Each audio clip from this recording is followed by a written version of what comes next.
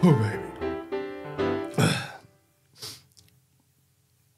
Did you know, well, this is according to David Graeber anyway, that at least Britons in an early time gave up cereal farming and went back to the hunting and gathering, so-called, but mostly the gathering of hazelnuts. And that the Britons, for which they had lived on for some time, and had basically their diet consisted almost entirely of ground hazelnuts for quite some time. I every once in a while feel like I'm gonna emulate those ancient Britons here, and like gotta try to eat some. I planted hundreds and hundreds of hazelnut trees, and you know I should eat some, right, or something, or I don't know. And, you know, I almost died of just the shells are the worst thing ever. Oh, my God. Yeah, the worst. All right, so that's my little introduction here. If you remember from last time, we are going into we're going back to Poway. We're going to look at the jury instructions briefly again, and then we're going to get right back into it. Okay? All right. All right. So 1983 claims against the defendant, individual capacity. 1, defendant actor under color of state law. Number 2, the act of the defendants deprived the plaintiff of a particular right under the laws of the United States or the United States Constitution, as explained in other instruction. And 3, the defendant's conduct was an actual cause of the claimed injury. Okay? That is where we're starting out from. So to take us back here, we still got a ways to go, but luckily there's a lot of exhibits here. So on or around, and basically, just to recap last time, all that's really happened is an assistant principal bullied a bunch of pupils immediately before graduation. It's not clear yet, but in terms of they're to give a side of the story that is consistent with the superintendent's. And the superintendent's got a couple of problems here. Number 1, what she's doing is totally illegal, according to the allegations, or the behavior as alleged is completely illegal. Meaning that she's chilling the free speech rights of these students, either preventing them or others from speaking up in the future, clapping or not clapping at other events. Because even if these kids graduate and leave, what are their brothers, sisters, the juniors, what is everybody else to think? Who knows about what's going on? And meaning that they're going to be afraid to speak up as well. But the principal, the superintendent also has a fact issue, which is many of the people, nobody's going to say that, or because apparently it didn't happen, that people didn't clap for her daughter as much. So the whole point is, not only is this an investigation illegal over, a First Amendment violation in and of itself, it's not actually based in reality. That's what the accusation is here. Okay. Around June 23rd, the Del Norte High School administration, Miss Ganisan, carried out a phone interview with the select group of witnesses concerning the alleged bullying episode at the softball banquet. I don't know if the school year's over yet. I assume it is. But it's hard to tell. Sometimes the seniors graduate before classes actually end and so forth. The defendants had access to video evidence from the banquet, clearly demonstrating significant applause and support for JP, effectively refuting any claims of lack of clapping. This back what I was saying, to evidence of widespread support starkly contrasts with the allegations to the contrary. Wow, it's as if I read this before, but I didn't. No, I'm amazing. It's true. Okay. Interestingly, the same video footage also shows JP herself choosing not to clap for two of her teammates as they receive their award, further underscoring the inconsistency in the narrative presented by the defendants and highlighting a classic example of gaslighting. I think they got that wrong. I would rewrite that sentence to say highlighting a classic example of projection is exactly what I was going to say. But we're all amateurs here, so hey. But my point, I think, is do we feel that everybody over the age of 40, and why I use that cutoff is sort of the people in power, meaning the people who may be reading this in the decision-making role, a judge, is going to know what a gaslighting is, let alone classic examples of. They may know, they may not know. So that's where I'm at with that. Hold on 1 second, please. Whoa. That, as they say, escalated quick. I do wish I had those buttons to put I do have the whole stream deck and everything, but, you know, that would take effort. Superintendent Marion Phelps stalking of plaintiff. This is, wow. You don't see this in the headlines. Between June 28th and July 2nd of 2023, plaintiff Marion Phelps began following plaintiff online. So if I understand the allegations correctly, the plaintiff has graduated from high school and has no connection with this person whatsoever. I'm going to worry about color of law issues here.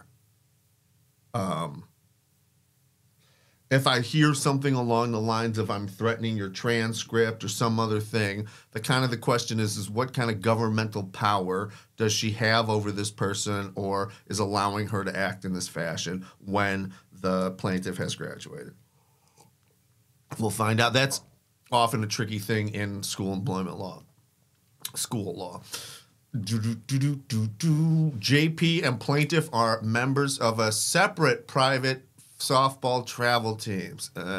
Superintendent Marion Phelps began tracking plaintiff's team through an online platform named Game Changer, which offers details about its players. Plaintiff felt uneasy and intruded upon by Superintendent Marion Phelps' actions, perceiving them as undue interest in her personal life and softball career. There better be more in this last sentence to get to stalking. Without plaintiff's knowledge, Superintendent Marion Phelps had been following her softball team on both Instagram and Twitter. As a result, Superintendent was blocked to protect plaintiff's privacy. Such behavior from a school official towards the plaintiff was inappropriate, causing plaintiff to be concerned for his safety and feel intimidated, bullied, and harassed. It felt like cyber stalking. Somebody did put in a comment that our feelings are facts, but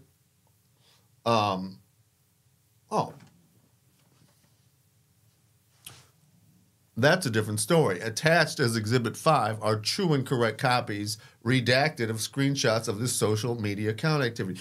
We may have looked at some of this before, but we'll go look at it again. I'm going to pause here, screen, but that could be stalking then. I'm saved by the last sentence there. Hold on. All right, here we are, Exhibit 5.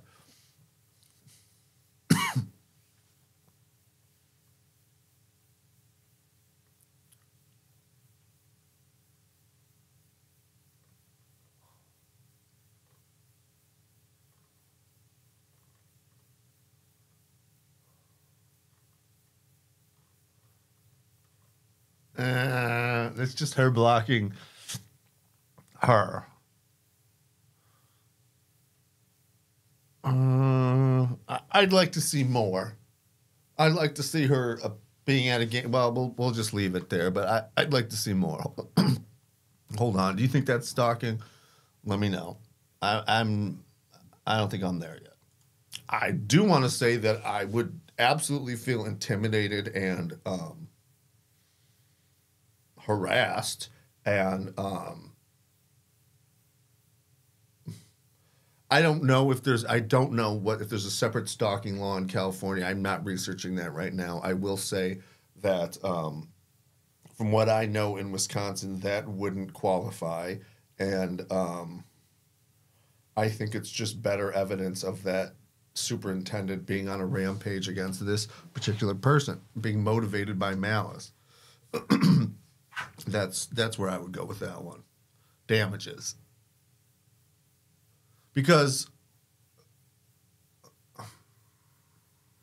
I think it's standing as alone, it doesn't seem like it's enough to rise for damages of stalking, but if it goes back to the original thing, which is clearly damaging, then, if you tie this behavior back to the banning her from sports in the spring, I think there's no question. It's retaliation.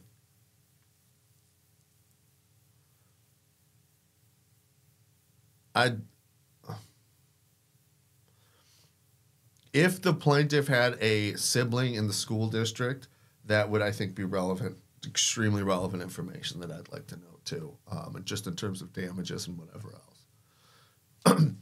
July 3rd, 2023, plaintiff and her parents met with Del Norte High School principal Ty Eveleth and assistant principal Janine Gennison and discussed the results of the investigation.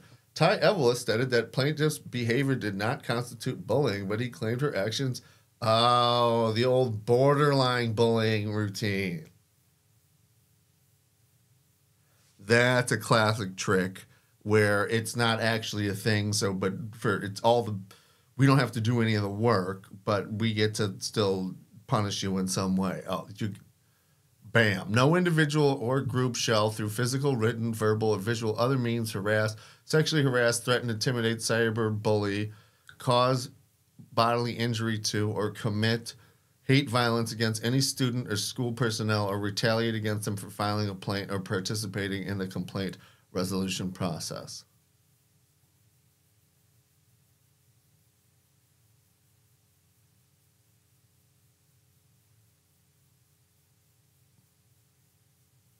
Unless sexually harass are defined, that's not a good definition.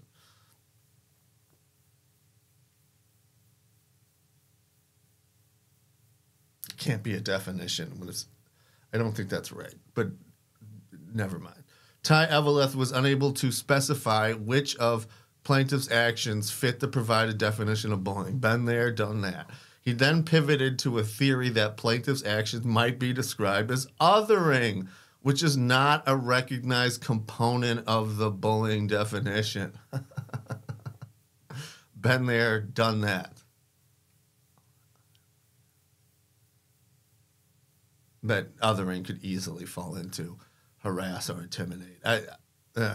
Based on the finding that the plaintiff might have borderline bullied JP, Ty Eveleth presented with an other means of correction contract. Oh, yeah.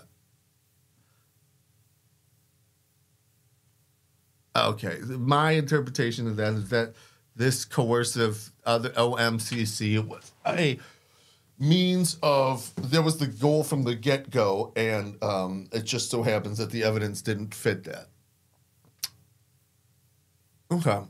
Ty Eveleth stated that either plaintiff agreed to the terms of the contract by July 7th or she would not be allowed to play softball for the 2023-24 academic year. Okay. So if I believe that the plaintiff was a senior, I was wrong. The plaintiff, it sounds like she's a junior or something else. Okay, well then that now is totally different. And I would, again, so there was, just take out the word stalking. Continues to violate so-and-so's First Amendment rights. color of law like you wouldn't believe. All right.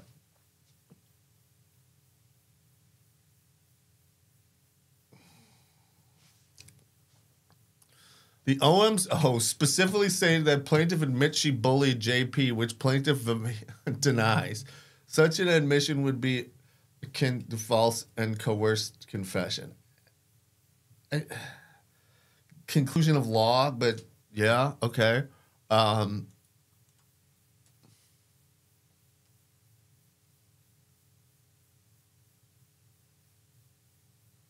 I got it now. So, first thing I'd want to know on that is who the heck wrote this OMCC, and I'd like to get all the metadata on that joker.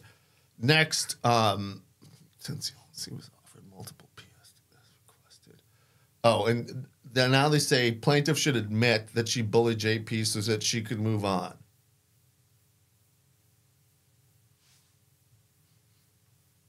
That's a thing. I want to point out one thing here. And there's two different ways for this strategy. Since the OMCC was offered, again, I would say since, I don't even like the word offered. After the administration demand that the plaintiff sign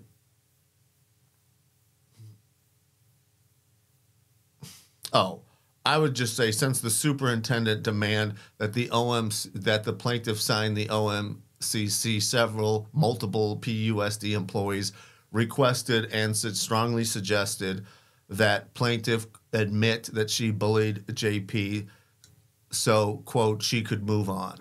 If admit is a straight up quote, then quote it up. Now, here's what I'm trying to point out. Now, there's this whole separate sentence there. Plaintiff was not willing to give a false or coerced confession. Here's something to keep in mind. They have to answer, and they have to answer each paragraph here. That it's true, not true, deny, or whatever.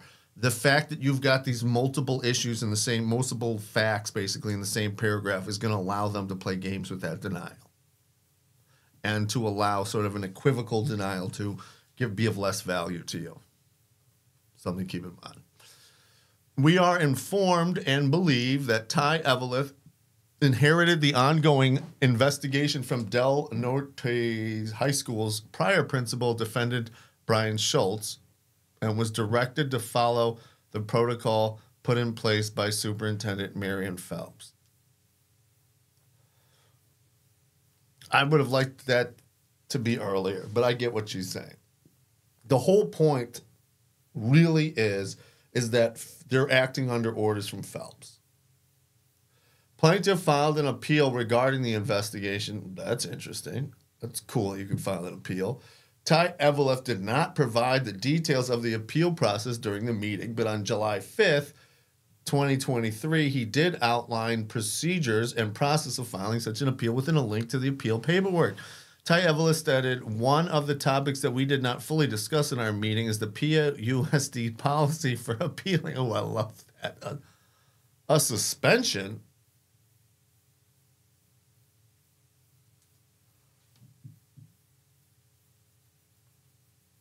Well, did they suspend her? All right, we'll keep reading.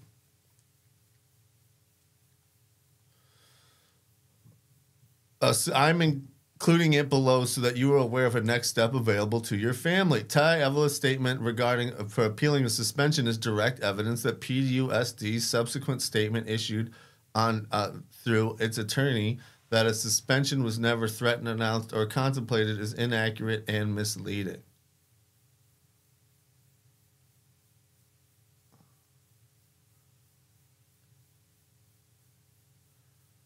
That's a conclusion of law, is direct evidence. There's no, you could just say that it contradicts this statement.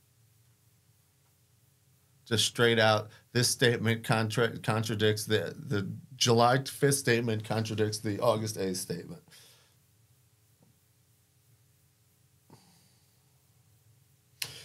Yeah, what's confusing me there is I get it, but it's still the suspension comes out of nowhere, which maybe is the effect of what they're trying to say, but I am still not clear. On August 15th of 2023, the first week of school, Ty Eveleth confirmed via email that this correspondence constitutes official notice. Plaintiff is precluded from the privilege of participating in extracurricular activities and of course they waited till August for the 2023-24 as exhibit. Is it correct? Copy of that email. Well, let's go look at it. So as I recall, they filed for a due process of violation of the due process rights, and that would be having come with no finding and then demanding that you sign an admission form that you don't sign and then suspending you from all extracurricular activities on no finding. That is depriving you of a right without due process of law. Let's just see. Let's go back. Remember on page 1, they have this really handy crib notes of all the equal protection clause. California Constitution. Got it. First Amendment, Article 1, California Constitution, Education Code. 14th Amendment, Equal Protection Clause. Article.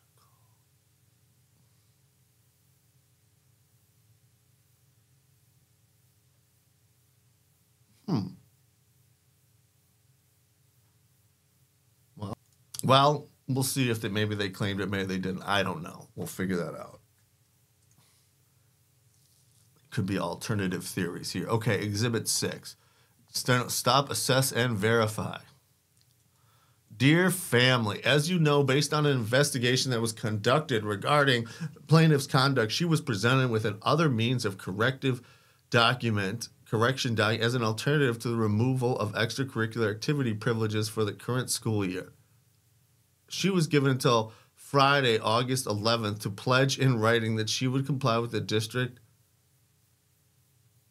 school district expectations, including refraining from bullying, intimidation, harassment, threats, and derogatory comments.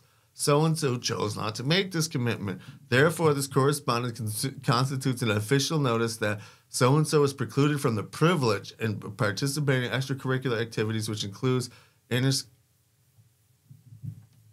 this does not impact your right to her education. It relates solely to extracurricular activities. Needless to say,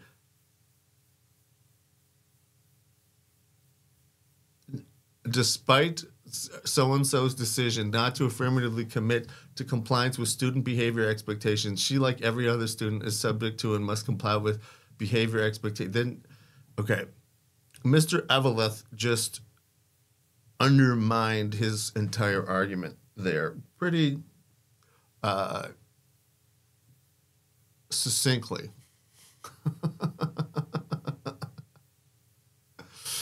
Okay. Based on the investigation, doesn't mean anything. She was presented with an other means as an alternative to the removal of... Okay, but that doesn't say they found anything. She was given to pledge that she would follow the rules. Okay? They're saying that they also made her admit that she was bullying, and which she would not do, violating her free speech rights. Here, sign this form that says that Biden is the best president ever, or will keep you from preventing you from participating in extracurricular activities. Sound great? All right. But again, they're her decision to not affirmatively commit to compliance with the student behavior expectations, Sheila is still subject. She can't come unless she promises that she'll follow the rules. That doesn't make any sense, because she just says that everybody else has to follow all the rules. And they have not identified a rule in which she has supposedly violated here. That's the problem with this statement. She was given, this is a principle.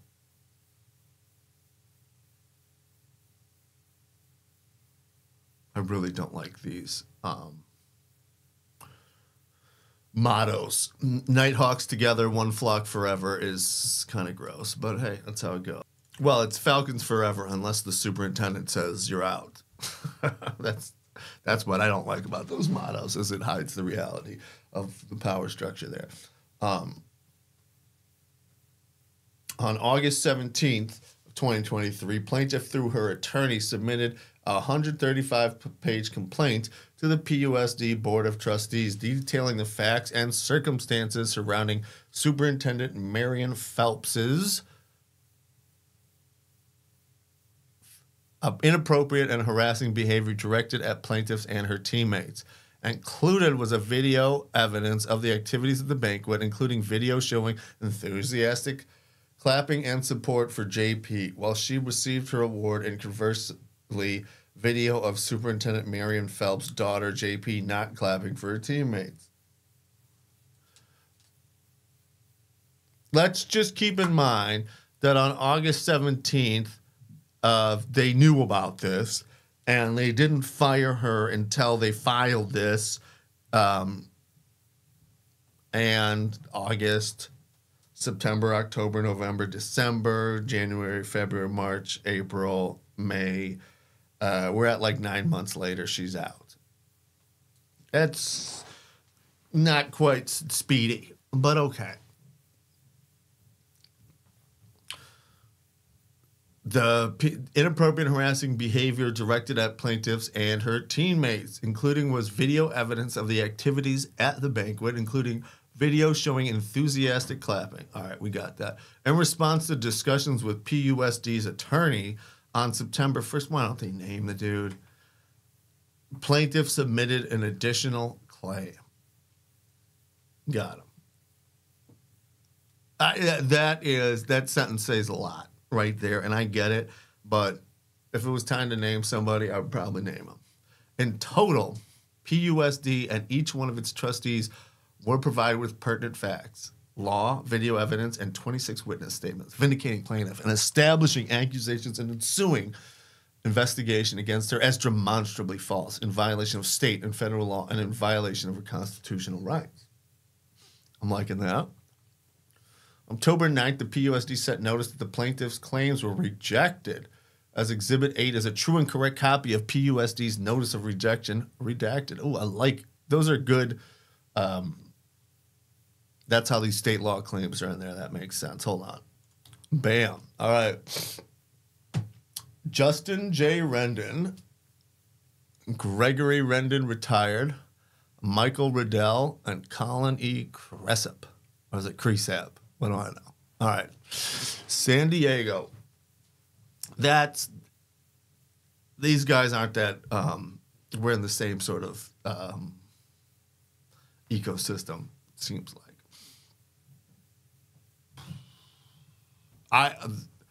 Their formatting, I will say, and their mastery of PDFs, it seems to be top notch.